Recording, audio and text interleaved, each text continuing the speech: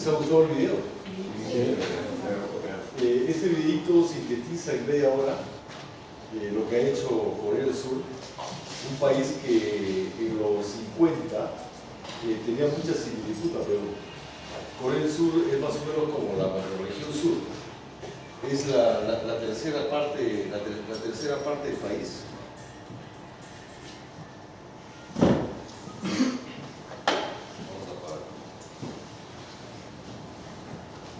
Es la tercera parte del Perú, tiene más o menos 58 millones de habitantes y hoy día es la 12ª economía más grande del mundo. En los 50, habrán podido ver en el video, ya casi en los 60, el 70% de la población era analfabeta y en 20 años esa población bajó al 12%. Por eso que decía el milagro coreano que en pocas décadas ha pasado de ser un país muy pobre a una de las economías hoy día más exitosas del mundo, ¿no? Corea del Sur hoy día exporta tecnología a Asia, a distintas partes del mundo. Yo he tenido la oportunidad de hacer una pasantía en Corea y ellos, por ejemplo, lo que hacen es proyectar dónde debe vivir la gente, a qué se debe dedicar la gente.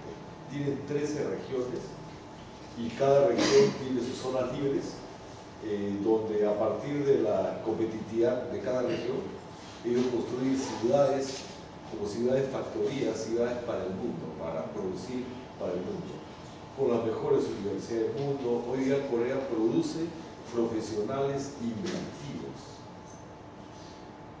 porque el desarrollo requiere que cada día nosotros hagamos algo distinto, mejor, ¿no es cierto?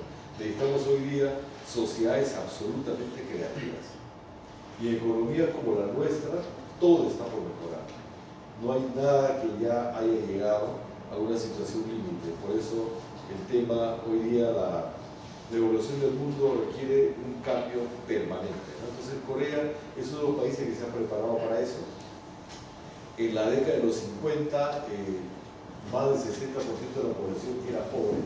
70% vivía en el campo y 60% se dedicaba a la agricultura, y en esa época más o menos en el Perú la mitad de la gente era pobre, pero el Perú pues tenía todo, ¿no? El mar más rico del mundo, todos los minerales, gas, la cuarta reserva de la biodiversidad del planeta, el 80% de las especies de biodiversidad del planeta están en el Perú.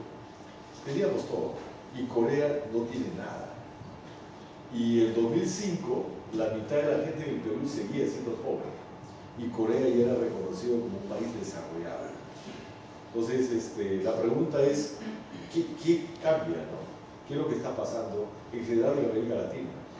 Donde hay países con muchos recursos, pero con muchos problemas también para alcanzar ese desarrollo, ¿no? Entonces, son cosas que hoy día vamos a ir conversando, a ver cuáles son los retos del desarrollo, y me gustaría que ustedes participen bastante para yo poder orientar digamos, la conversación al interés de ustedes. Y bueno, si gustan, Salud, conversamos también de las propuestas de este nuevo gobierno, porque en realidad lo que necesitamos es economías desarrolladas. La gente domina mucho el tema económico, el tema del desarrollo, porque nosotros tenemos que participar en el cambio, debemos ser parte del cambio. Si bien es cierto, hay líderes que ayudan y conducen adecuadamente a las sociedades al desarrollo, pero no hay una sociedad que haya desarrollado si la gente no ha participado en ese cambio. Vieron el video de que la gente construyó su desarrollo, la mano de obra, la participación. Hoy día las economías asiáticas en realidad viven, pero un sacrificio de décadas de poblaciones pasadas, ¿no? Y ese es el desarrollo sostenible. Como cada sol que se gasta en el Estado, lo hacemos pensando de que ese sol va a mejorar o cambiar la situación de nuestros hijos o de nuestros nietos. En realidad, esa es la gestión del desarrollo sostenible, pensar en generaciones futuras, no gastarse la plata pensando en hoy, sino pensando en el mañana. ¿Qué hacemos para que nuestros hijos tengan mejores opciones que nosotros de continuar desarrollando? Porque ningún país se queda donde está. Si nosotros vivimos un día y a otro nos adelantamos. Por eso hoy en día la competitividad es muy veloz y hay que estar a esa altura. En octubre en noviembre y diciembre estuve en algunos países de Europa mirando algunos modelos de desarrollo económico de las municipalidades. Y allí, por ejemplo, en Copenhague, que es una de las tres ciudades más desarrolladas del mundo, cada media cuadra hay librerías. Y las familias van los fines de semana a comprar libros para la semana. Y salen con sus bolsas y cada joven o niño busca su libro que va a leer en la semana. La gente en promedio se lee de 3 a 5 libros por mes. Y por lo menos un libro semanal. Parecido a nosotros, ¿no? En Perú leemos un libro por año. Imagínense estas sociedades en donde todos son especialistas, todos tienen maestrías, doctorado, y allá las especialidades es ingeniero agrónomo con maestría en uva y especialidad en uva Italia, ¿no? Así tienen que ser todas las carreras.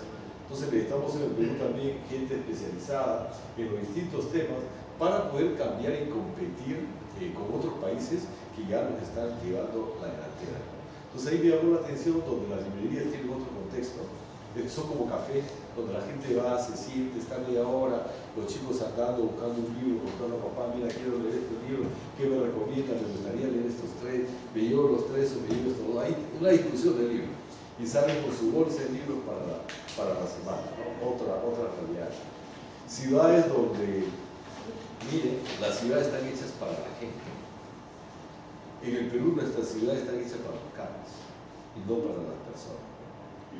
Me llamó la atención, por ejemplo, Suecia es un país que produce autos, pero no consume sus autos, lo produce para nosotros. Y en esas ciudades hay pocos carros. ¿Y por qué? Porque los servicios de transporte público son excelentes y la gente no necesita el carro.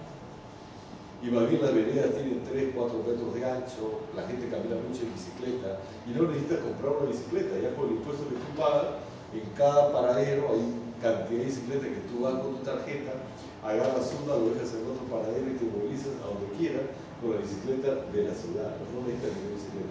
Pero las ciudades están hechas para eso. Hace 2 semanas tuve un evento en Uruguay sobre el tema del cambio climático. Y de verdad nosotros como peruanos todavía no estamos advirtiendo lo que va a pasar con el cambio climático. Ya las proyecciones te dicen que en el año 2040, ya no hablamos de 100, 200 años, ya la vida en el Perú, si no hacemos algo por el cambio climático, ya va a ser difícil. Y en los años 70 ya la vida va a ser casi imposible, porque no vas a tener ni qué comer. O sea, ya las heladas, los friajes, los cambios de temperatura están haciendo cada vez más difícil la actividad agrícola en el país. Estamos viendo, ya no sabemos si estamos en invierno, en verano, las enfermedades. Los niños hoy día son más vulnerables, hay que vacunarse ahora para todo, hasta para la gripe, antes no había esas cosas, ¿no es cierto? Entonces, todos estos cambios están produciendo o requieren de nosotros respuestas. Para mi cumpleaños en febrero, estamos trabajando en Perú nosotros un tema de desarrollo de cadenas productivas, que les voy a comentar, vinculado al tema de la inversión pública. Café y cacao en San Martín, Cajamarca, Amazonas y pronto Huánuco. Y dado que estoy trabajando esos temas en Perú, me tiré una escapadita a Costa Rica. En Costa Rica está el instituto más grande de América Latina sobre el tema de cadenas productivas. Y el segundo más grande, bueno, es el más grande de América Latina. Y allí visité el Banco del Cacao, que es el segundo banco más grande del mundo. Tiene más de 1100 variedades de cacao. ¿Y qué están haciendo en este instituto? Están clonando, van agarrando variedades de cacao, tratando de combinar calidad, resistencia al cambio climático, resistencia a plagas, tanto del suelo como del medio ambiente, y generando nuevas variedades, pero ya con una proyección del cambio climático. Algo que todavía no estamos haciendo, que es la innovación en la producción de cadenas. Entonces ya en estos institutos están ellos ya produciendo variedades que van a servir los próximos 20, 30 años. Entonces hay mucho por hacer, hay muchísimo por hacer. Entonces yo quería comentarles un poco esto para provocar que ustedes participen en este conversatorio. en donde vamos a ver cómo la inversión es un instrumento para gestionar el desarrollo y no es solamente para gastar plata de cualquier manera sin tener claro qué hacemos con el dinero. La plata se produce y hay que gastarlo, pero con mucho cuidado, con mucha, digamos, mirada futura. Cómo esa plata puede cambiar la vida de los peruanos, ¿sí? Ahí nos conocemos un ratito para ver quiénes, de dónde vienen y cómo puedo yo orientar el curso al interior de ustedes. ¿Me comentas tu nombre y de dónde vienes? ¿Dónde trabajas? Mi nombre es Aldo Ramírez, yo trabajo en el sector privado en la compañía de telecomunicaciones. Comunicaciones. ¿Tú? Mi nombre es Elena Serrano, tengo 21 años y estudio economía. Perfecto.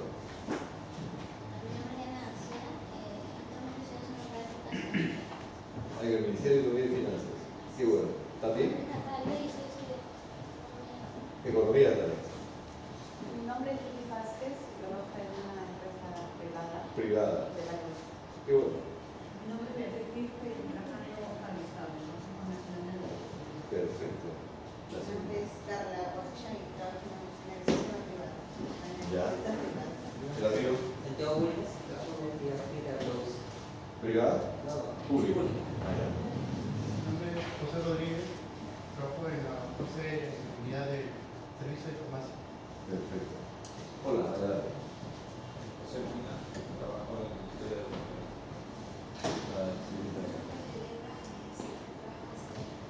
Privado. Marta Calderón, trabajo en la Autoridad Nacional del Agua. Perfecto. No, de suma trabajo en la área nacional. Perfecto. No se olvida que trabajo en ciencia. Carolina Correa, trabajo en el área de logística privada.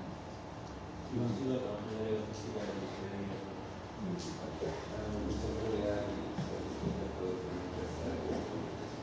¿Dónde? Telecomunicaciones. Telecomunicaciones. ¿Estado o privado? Privado. Privado. Cecilia Reynoso, juego de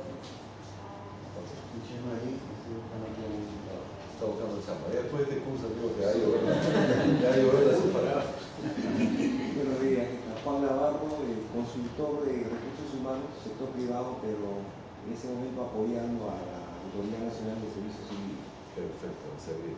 Carlos Montano, trabajo en la Autoridad Nacional de la... Perfecto. Yo soy Emiliano Cifuentes Minaya, trabajo en la administración, en la Autoridad Nacional del Agua. Perfecto. Entonces, por lo menos con agua no vamos a tener problemas. Agua va a sobrar el agua. A ver, ustedes han visto qué han hecho. ¿Qué nos puede comentar del video? ¿Cuáles han sido los grandes cambios? Y los coreanos, como decía, en las reuniones que tenemos allá, mira ustedes, los peruanos, tienen todo tipo de recursos. En cambio, nosotros no tenemos recursos. El único recurso que tenemos es la cabeza. Y es lo único que hemos utilizado para el desarrollo. No sé si nos quisiera decir que nosotros no utilizamos la cabeza, pero por ahí había un mensaje, ¿no? Pero para que se den cuenta, cuando no tenemos bondades naturales, hay que hacer un esfuerzo para sobrevivir y salir adelante, ¿no? Entonces, a veces hay algunos estudios, si quieren pueden googlear, que se llama la maldición de los recursos naturales. Donde hay recursos naturales, a veces hay mucho conflicto, muchos intereses. Si nosotros miramos nada más el tema del Perú, ¿cuál creen ustedes que es el departamento más pobre del Perú? Cajamarca. 2014-2015 es el departamento más pobre del Perú y es el cuarto a nivel mundial productor de oro en el mundo. O sea, el dueño del oro, y mira cómo se cumple este pensamiento célebre, ¿no? Que somos un mendigo sentado sobre un banco de oro. Y eso es lo que está ocurriendo hoy día. Y es el espejo de muchos departamentos muy ricos en recursos naturales, pero donde la gente no puede vivir bien. Ancash.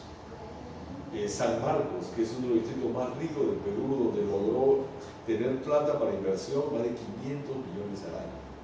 Y si hoy día vamos a San Marcos, está peor que lo que estaba antes de tener tanto dinero. Hay muchísima corrupción y aún no pueden ni entrar a ese pueblo, porque si ven un pata que no es de la zona, ya empiezan los... Es un pueblo ya donde hay otro tipo de vida, ¿no? Entonces, a veces el dinero, no necesariamente el dinero es sinónimo de desarrollo, sino cómo utilizamos los recursos para gestionar desarrollo.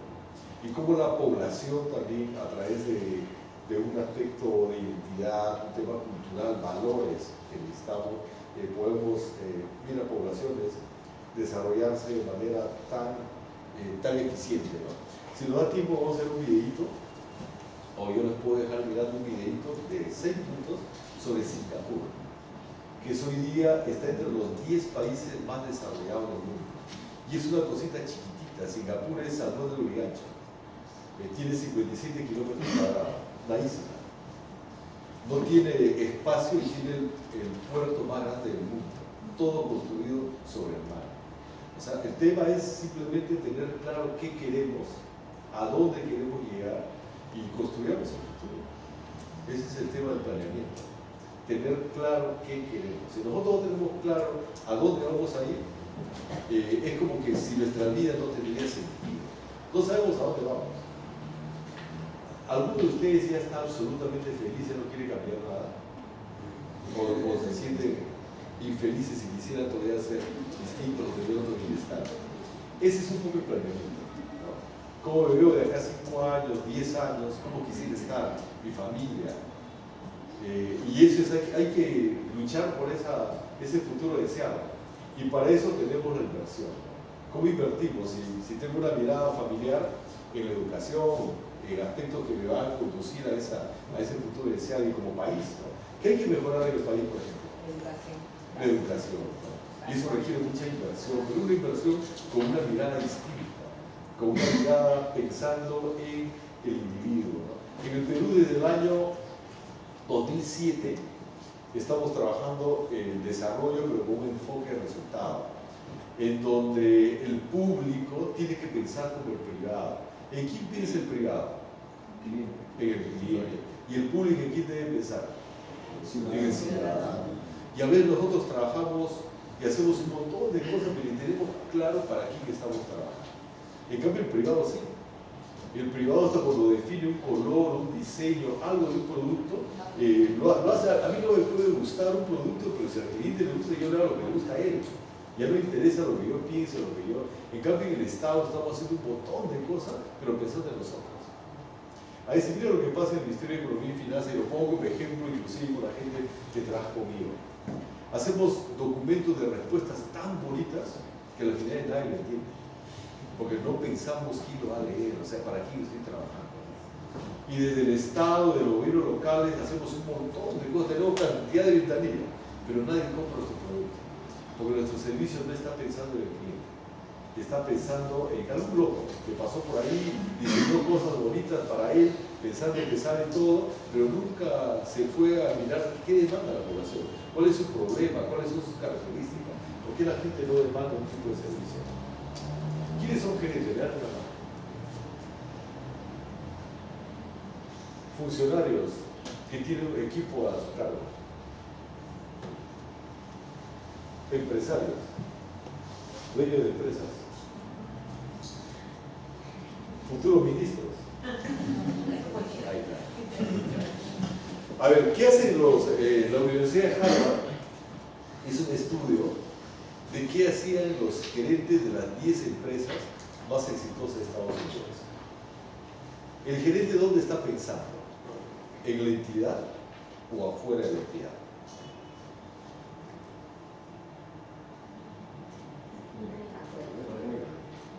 Hay que pensar en lo que nos corresponde atender. El gerente privado está pensando en el mercado. Conoce como nadie el mercado. Porque si se descuida un día, aparece un competidor y le saca del mercado. Uno tiene que estar pensando en el mercado. Igual el gerente público tiene que estar pensando en la población a la cual atiende. ¿Cuáles son sus exigencias? ¿Está satisfecha? ¿No está satisfecha? ¿Qué es lo que está pasando? ¿Qué problemas están dando en el mercado? Nosotros descuidamos algo y el problema empieza a crecer. Por ejemplo, la inseguridad ciudadana. Descuidamos un gasto de la fuente de educación y el índice cae. Si los chicos no reciben materiales educativos, ese año el nivel educativo de los chicos va a caer. Y hoy día seguramente hay muchos materiales educativos que están en almacenes, que hasta ahora no llegaron a los colegios. ¿Por qué? Porque no tenemos claro la importancia de esa acción en el desarrollo. No estamos pensando en los niños.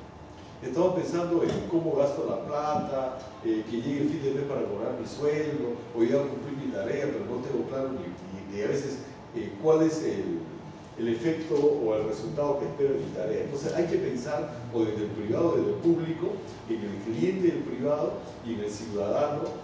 Cada uno de nosotros tiene que tener claro a quién atiende de manera directa o de manera indirecta, para que todo lo que hagamos vaya y responda a las necesidades de las personas. ¿Estamos de acuerdo? Ok. Entonces la inversión pública, ¿qué es la inversión pública? ¿Para qué invierte un privado? Para ampliar su capacidad de llegar con productos al mercado, ¿sí o no? Eso es lo que... El privado no gasta un sol si no está pensando que eso le va a generar una renta. Y para que le genere renta, tiene que pensar en productos que gusten, que se vendan en el mercado y que le genere ganancias. Si no, yo puedo producir los productos más lindos, pero si no vendo, voy a quebrar. ¿Sí o no? Porque esa plata yo tengo que devolver, la plata tengo que darle vuelta en el mercado. En el Estado igual, tenemos que pensar que la inversión pública debe responder las necesidades del ciudadano. Y la inversión pública, dice la teoría, es un gasto limitado en el tiempo que mueve la capacidad de dar servicios al ciudadano. Por ejemplo, yo invierto en entidades de salud.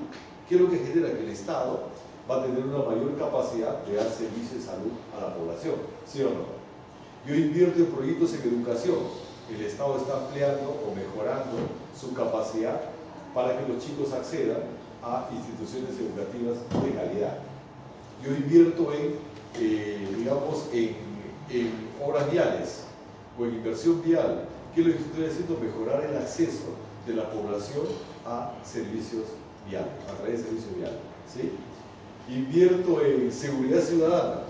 ¿Qué estoy haciendo? Que el Estado tiene una mayor capacidad de poder salvaguardar la seguridad de la población, ¿sí? Entonces la inversión te mueve la capacidad del Estado de dar bien esos servicios a la población. ¿Qué es el Estado? El Estado, ¿qué es el Estado? Una institución a cargo de dar servicios que requiere la gente para su desarrollo pleno. ¿Y quién financia el Estado? Todos nosotros. En nuestra actividad diaria, cuando vamos a comprar, cuando vendemos un servicio, nosotros estamos pagando impuestos. Y con ese impuesto funciona el Estado, ¿sí o no? Y el Estado, ¿qué responsabilidad tiene de usar esa plata y producir servicios a la población para que todos nosotros tengamos un desarrollo pleno? Y para eso hay que dar servicios de calidad. ¿Estamos de acuerdo? Si yo doy un mal servicio educativo, ¿voy a generar desarrollo en el niño o en el estudiante? No, porque ese servicio no sirve y por tanto no le genera valor y el chico no va a poder seguir desarrollando. Si un universitario sale con una mala formación universitaria de una universidad estatal, he generado en ese joven un valor y se va a poder desarrollar plenamente, va a tener problemas, ¿sí o no? Porque en la cancha uno tiene que competir con otros colegas y cualquier entidad va a preferir al más competitivo. Entonces cuando los servicios no son de calidad, no generan esa capacidad para que el ciudadano pueda desarrollarse de manera plena, ¿sí?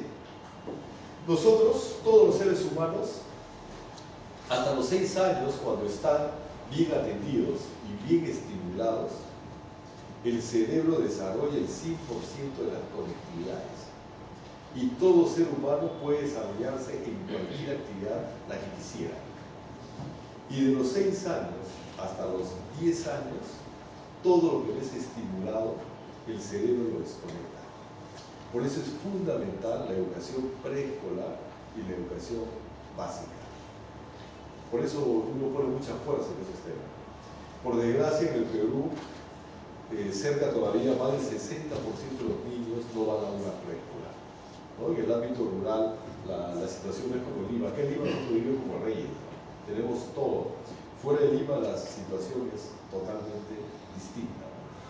Yo soy de Iquitos, de la selva, de una de las maravillas universales del mundo, y en la selva todavía el 93% de la gente no accede a un consumo de agua segura. Allí todavía los niveles de matemática están en el 1%. En las poblaciones rurales hay muchísimo por hacer en el Perú, hay mucho por cambiar. Y todavía en el Perú la población no está muy claro la importancia de la educación. ¿No? Entonces hay temas que todavía necesitamos cambiar desde nuestra forma de pensar. Vieron cuando vieron ustedes el video, la gente prioriza la educación. En los países de hoy día, pueden leerlo, no sé si han leído los libros de Andrés Oppenheimer, Cuentos Chinos, Basta de Historias, América Latina y su apego al pasado. Ahí bueno, él comenta, hoy día uno de los países que está postulando como ser también un líder en el desarrollo es la India. Y la India lo que tiene como paradigma es el tema de la educación. Dicen los indios de que ellos tienen el sistema educativo más avanzado del mundo. Y ellos cómo miden este sistema educativo en el número de patentes de creatividad que ellos van registrando para la exportación. Hoy día la India es el país el más creativo del mundo y es producto de la educación. Allí, por ejemplo, las parejas tienen solamente un hijo y por tanto ese chico tiene ¿cuántos abuelos? 4, ¿no?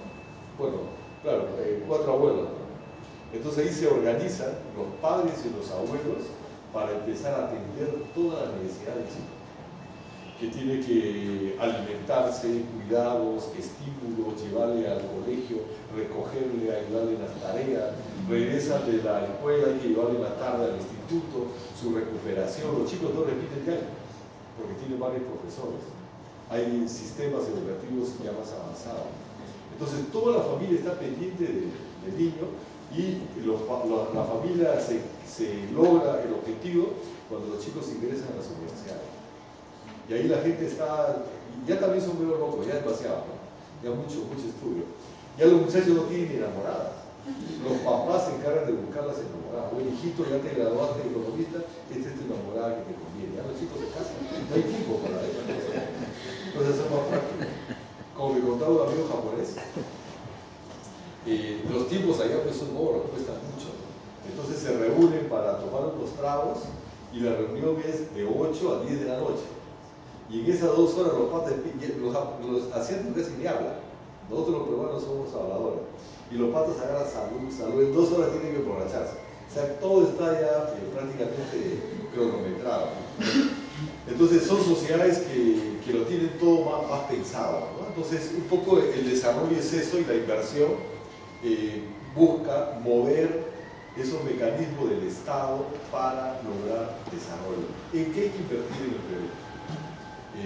Decíamos nosotros en educación, hoy es un tema no resuelto, la educación es una de las piedras en el zapato que nos está, digamos, que está haciendo menos competitivas nuestras empresas. Nuestro nivel educativo no es un nivel educativo, digamos, aún competitivo a nivel mundial, porque nosotros arrastramos una educación no competitiva internacionalmente. Entonces eso ya se está reflejando en la competitividad privada, porque nuestros profesionales no tienen una base, digamos, educativa muy competitiva. Entonces hay que mejorar desde la base, hay que leer un montón, hay que ser bastante, digamos, inquieto para mejorar las cosas. ¿Qué es la creatividad? Resolver problemas. Nosotros en la actividad privada, en la actividad pública, encontramos que todo está por mejorar, ¿sí o no? Pensando siempre en el privado y en el cliente y ser competitivo, y el público pensando en el ciudadano, que hay que dar un servicio de calidad para que pueda desarrollarse. Entonces, en este tema todavía de un país emergente, todo está por mejorar. Y esa mejora es creatividad. Y en eso hay que trabajar cada día. Yo siempre comparo este tema de mejorar las cosas con hacer fútbol, ¿no? Seguramente si yo salgo a correr hoy día, al kilómetro me fallo, porque no tengo práctica, ¿sí o no? Pero si empiezo a correr ya un mes, 2 meses, un año, de repente al año voy a correr un maratón, ¿sí o no? Una adecuada alimentación, qué sé yo, y empezamos a correr. Igualito es la creatividad. Si nosotros hoy día, y los cursos un poco se orientan a eso, le doy de repente, no sé, pues, el casco de mi celular que ya hay que cambiarlo. y les digo, esto yo no quiero botar, quiero venderlo a 10 soles. Y pongo un grupo para que ustedes busquen cómo ese casco que ya no sirve se puede todavía vender. ¿Se puede hacer eso o no? Sí. Ahí está. Seguramente que el primer ejercicio va a costar. A lo mejor se va a demorar un día, 2 días, pero por ahí va a haber con distintos grupos diferentes propuestas de cómo logramos eso, convertirlo en